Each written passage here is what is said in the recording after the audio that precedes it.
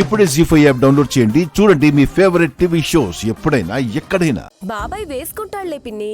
నా చేతులు కాలు ఎక్కడున్నాయమ్మా? ఇలా అలవాటు చేస్తే మూతి కడిగే పనులు కూడా మనతోనే చేయిస్తారు పిన్ని. పోనిద్దు, నాకు మొగుడైనా కొడుకైనా ఈయనే కదా. సోఫాలో కూర్చొని తొడగచ్చు కదా అత్తయ్య, కింద కూర్చొని లేవడం కష్టమవుతుందేమో. పర్వాలేదులేరా, అత్తయ్య హాసినిలాగా ప్రెగ్నెంట్ కాదు కదా.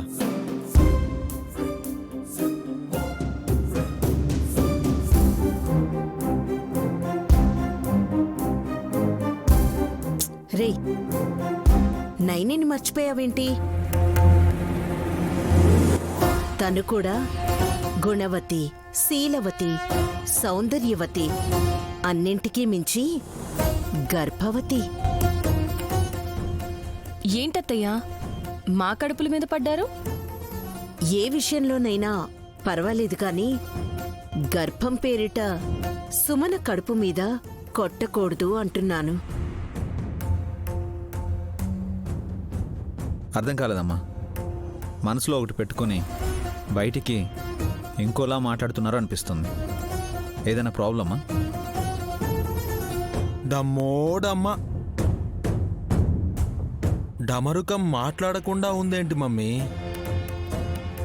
ఏం మాట్లాడమంటావు పుత్రా? వస్తాం. ఇక్కడి నుంచి మొదలుపెట్టి నీ దగ్గరికే వస్తాం.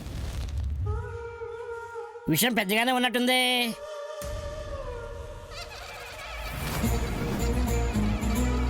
గర్భాన్నైతే 9 నెలల దాకా మోయాలి మూర్తి. అసలు విషయాన్ని ఎంత త్వరగా కక్కేస్తే అంత మంచిది.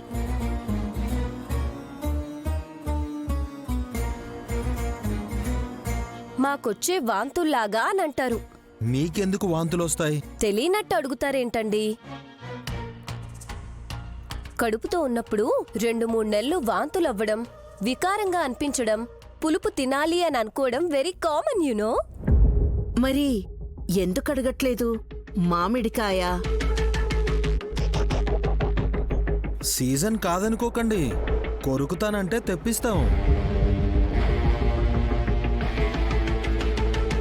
పెద్దబావు గారు, నా కడుపు కొట్టకూడదు అంటున్నారు, మళ్ళీ అక్కల ప్రెగ్నెన్సీ గురించి మాట్లాడుతున్నారు. కాస్త అర్థమయ్యేలా చెప్తారా? ఇప్పుడు నెల తప్పిన హాసిని నయనీలు ఎప్పుడు కంటారు అనుకుంటున్నారు?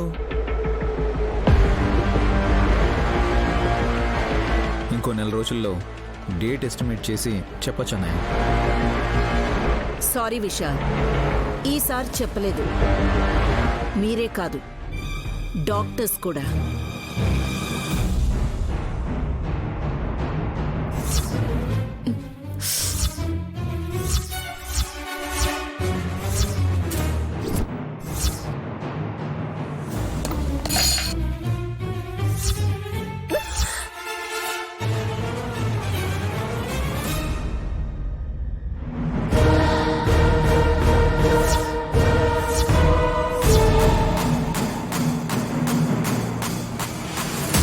జీ5 యాప్ డౌన్లోడ్ చేసి అన్ని ఎపిసోడ్స్ పూర్తి ఉచితంగా చూడండి.